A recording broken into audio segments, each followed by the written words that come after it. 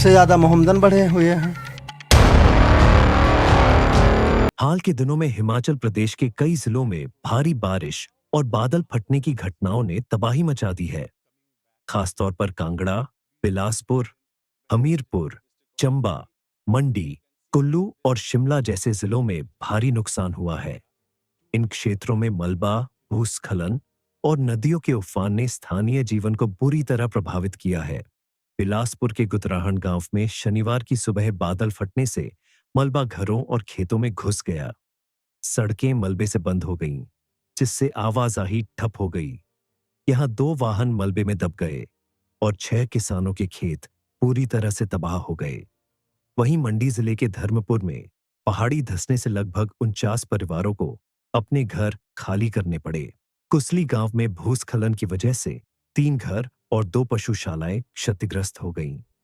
कुल्लू में व्यास नदी में एक व्यक्ति बह गया है, जिसकी अभी तलाश जारी है।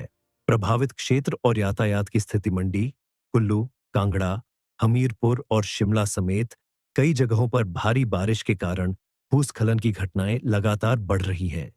भर पठानकोट हाईवे पर कई जगह मलबा आने के कारण यातायात बाधित हो गया। कुछ जगहों पर पेड़ गिरने की वजह से लगभग 11 घंटे तक सड़कों पर वाहन नहीं चल सके।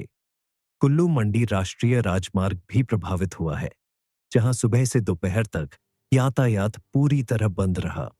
मंडी कांगड़ा मार्ग पर लगातार भूस्खलन की घटनाएं हो रही हैं। इसके चलते स्थानीय प्रशासन को रास्ते खोलने के लिए कड़ी मशक्कत करनी पड़ रही है। भारी बारिश से जनजीवन पर प्रभाव। हमीरपुर जिले के करेंज क्षेत्र में आधी रात को हुई भारी बारिश ने कई मकानों को नुकसान पहुंचाया। पपला पंचायत के कोर्थ मसंदा गांव में कई घर गिर गए। हालांकि वहां फंसे लोगों को सुरक्षित निकाल लिया गया। प्रदेश के कई इलाकों में बिजली आपूर्ति ठप हो गई है और पेयजल योजनाएं भी प्रभावित हुई हैं। लगभग 237 ट्रांसफार्मर खराब हो गए हैं, जिससे लोगों को बिजली और पानी की भारी दिक्कत का सामना करना पड़ रहा है। कई स्थानों पर सड़कें बह गई हैं और संपर्क टूटने की वजह से बचाव कार्य भी प्रभावित हो रहे हैं। भूस्खलन की लगातार बढ़ती घटनाएं मंडी के अलावा शिमला जिले के ठियोग उपमंडल में भी भारी भूस्खलन से सड़कें बंद हो गईं। सरका घाट और कोर्ट गांव में मलबा गिरने से कई घर और पशुशालाएं क्षतिग्रस्त हो गई हैं। कई परिवार विस्थापित हो चुके हैं और प्रशासन ने उन्हें सुरक्षित स्थानों पर भेजा है। कांगड़ा जिले में शाहपुर के बनोई क्षेत्र में भी पहाड़ी से मलबा गिरने से पठानकोट मंडी राष्ट्रीय राजमार्ग बाधित हो गया। पहाड़ों में दरारें और लैंडस्लाइड की घटनाएं लगातार बढ़ रही हैं, जिससे नेशनल हाईवे पर यातायात अक्सर बाधित रहता है। मानव जीवन और स्थानीय लोगों की मुश्किलें। इन प्राकृतिक आपदाओं ने लोगों की जिंदगी को गहरा झटका दिया है। घरों के टूटने, खेतों के खराब होने, बिजली पानी के बंद होने से ग्रामीणों की दिक्कतें बढ़ गई हैं। कुछ क्षेत्रों में लोगों को सुरक्षित जगहों पर शरण लेना पड़ा है। कई स्थानों पर स्थानीय प्रशासन और बचाव दल सक्रिय हैं, लेकिन खराब मौसम और रास्तों की बदहाली की वजह से राहत कार्यों में देरी हो रही है। लोगों को बार बार सावधान रहने और सुरक्षित स्थानों पर रहने की सलाह दी जा रही है। मौसम विभाग की चेतावनी और भविष्य की संभावनाएं। मौसम विभाग ने हिमाचल प्रदेश के कई जिलों में येलो अलर्ट जारी किया है। शिमला, मंडी, कुल्लू, कांगड़ा और हमीरपुर में अगले कुछ दिनों तक बारिश और भूस्खलन की संभावना बनी हुई है। विशेषज्ञों का कहना है कि बारिश के कारण पहाड़ी इलाकों में लैंडस्लाइड की घटनाएं और बढ़ सकती हैं। इसलिए प्रशासन और स्थानीय लोग सतर्क रहना आवश्यक है। भविष्य में इस तरह की आपदाओं से निपटने के लिए बेहतर आपदा प्रबंधन, सुदृढ़ सड़क नेटवर्क और प्रभावी चेतावनी प्रणाली विकसित करने की जरूरत है। कुल मिलाकर नुकसान और प्रशासनिक प्रतिक्रिया। अब तक की गणना के अनुसार हिमाचल प्रदेश में भारी बारिश और भूस्खलन से लगभग 344 लोगों की मौत हो चुकी है। इनमें से कई बच्चों और बुजुर्गों की भी जान गई है।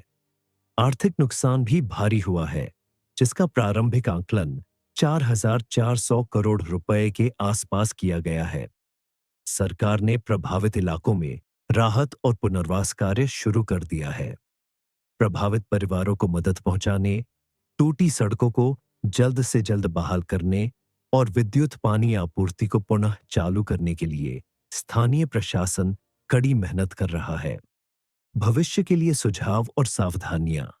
हिमाचल प्रदेश जैसे पहाड़ी प्रदेश में ऐसे प्राकृतिक आपदाओं का खतरा हमेशा बना रहता है। इसलिए स्थानीय प्रशासन को चाहिए कि वे नियमित रूप से पहाड़ी क्षेत्रों का निरीक्षण करें और खतरे वाले इलाकों में पूर्व चेतावनी प्रणाली स्थापित करें। आपदा प्रबंधन के लिए बेहतर संसाधन और तकनीक अपनाएं। लोगों को आपदा के समय सुरक्षित स्थानों पर पहुंचाने और राहत प्रदान करने के लिए त्वरित प्रतिक्रिया दल तैयार रखें। स्थानीय समुदाय को भी आपदा से बचाव के उपायों के प्रति जागरूक करें। निष्कर्ष। प्राकृतिक आपदाओं से सीख और आगे की तैयारी। हिमाचल प्रदेश में इस बार भारी बारिश और बादल फटने जैसी प्राकृतिक आपदाओं ने एक बार फिर यह स्पष्ट कर दिया है कि प्राकृतिक शक्तियों के सामने मनुष्य कितना नाजुक और असहाय है। पहाड़ों की तलहटी में बसे लोगों की जिंदगी और उनकी आर्थिक संपदा अक्सर इन आपदाओं की जद में आ जाती है। प्रशासन और स्थानीय लोग हर संभव कोशिश कर रहे हैं ताकि नुकसान को कम किया जा सके, लेकिन यह भी सच है कि बिना सुनियोजित रणनीति, बेहतर पूर्व तैयारी और आधुनिक तकनीक के इस्तेमाल के ये प्रयास अधूरे रह जाते हैं। इसलिए आने वाले समय में हिमाचल प्रदेश को प्राकृतिक आपदाओं से निपटने के लिए एक व्यापक और प्रभावी योजना तैयार करनी होगी। इसमें आपदा प्रबंधन के आधुनिक उपकरणों का इस्तेमाल, खतरे के संकेतों को समय रहते पहचानने के लिए बेहतर मॉनिटरिंग सिस्टम और स्थानीय समुदायों की जागरूकता शामिल होनी चाहिए। सरकार को चाहिए कि वह स्थानीय प्रशासन और जनता के बीच बेहतर तालमेल बनाए, जिससे जब भी कोई खतरा हो, तुरंत सूचना पहुंच सके और आवश्यक बचाव कार्य तेजी से हो सके। सिर्फ प्रशासन की ही जिम्मेदारी नहीं है, बल्कि आम नागरिकों को भी अपनी सुरक्षा के प्रति सजग रहना होगा। प्राकृतिक संकेतों को समझना, जैसे अचानक बादल फटना, पहाड़ों में दरारें आना, नदियों का उफान बढ़ना आदि, ये सभी चेतावनियां होती हैं। इन्हें पहचानकर समय रहते सुरक्षित स्थानों पर पहुंचना जीवन बचाने में मददगार साबित हो सकता है।